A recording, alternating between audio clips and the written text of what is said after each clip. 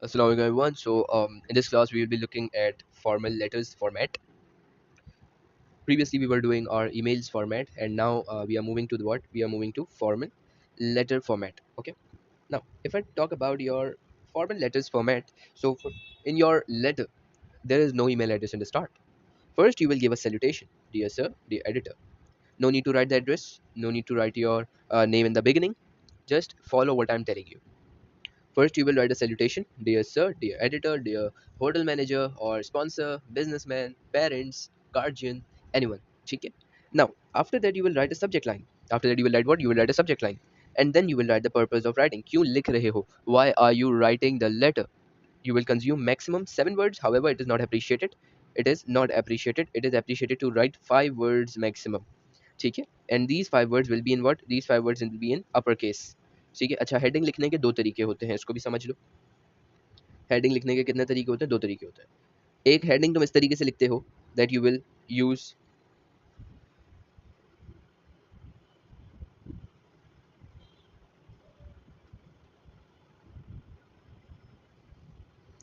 ठीक है एक होता है इस तरीके का एक तुम इस तरीके से लिखते हो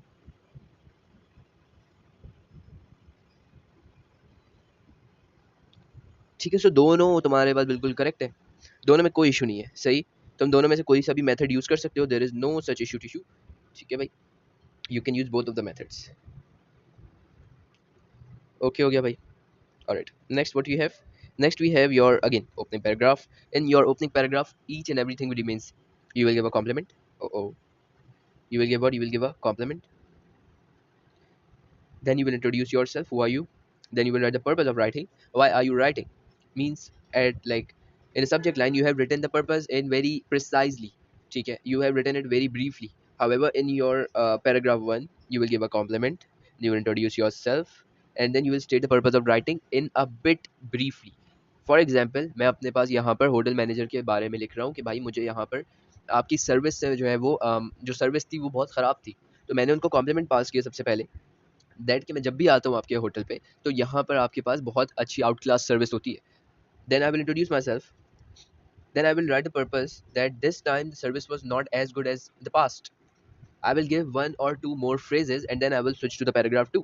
Paragraph 1 पे ज़्यादा लाइनें ज़्यादा वर्ड्स ज़ाया मत करना क्योंकि तुमने नीचे डिटेल लिखनी है और नीचे तुम्हारे पास डिटेल के ही ज़्यादा मार्क्स हैं फॉर्मेट फॉलो करना तुमने यहाँ पे इसको समझना है सही after in your paragraph 2 in your body paragraph 1 you will elaborate the rubric 1 ठीक है you will elaborate the rubric 1 और you can say that the bullet point 1 rubric 1 or you can say the bullet point 1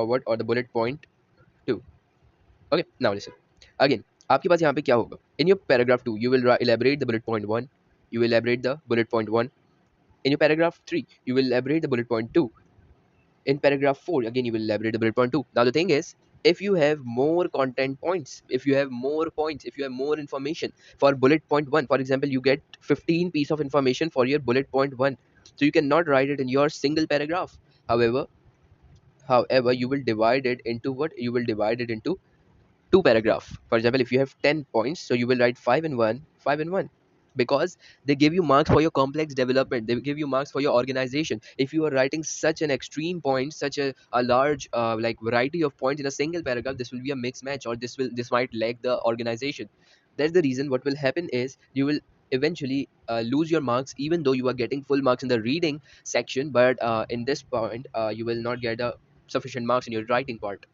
that's why we will try to keep each and everything really sorted out and we will keep each and everything really organized.